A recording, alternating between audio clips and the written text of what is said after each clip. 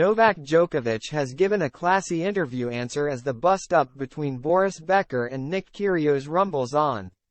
Novak Djokovic has given a classy answer in an interview as he insisted he has respect for all tennis eras and will leave it up to others to decide whether he is the greatest player of all time.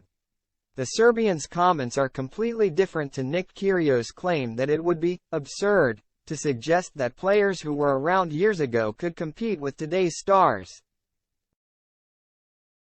Kyrgios has been embroiled in a spat with six-time Grand Slam champion Boris Becker in recent months, with the Australian remarking on the German's time in prison for bankruptcy offences in a post on X, formerly Twitter, earlier this month. And Kyrgios previously told The Athletic, "The game was so slow back then.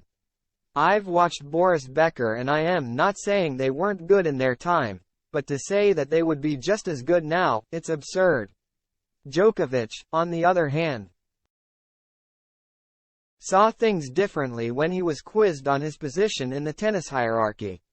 "We can provide three answers," the 36-year-old began. "The first, I am the best. If we think that, we will say, how arrogant he is.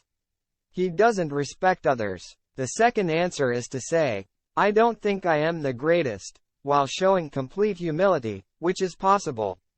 And the third, I am who I am proud of what I have accomplished, but I respect other eras and all opinions and I leave the GOAT debate to others.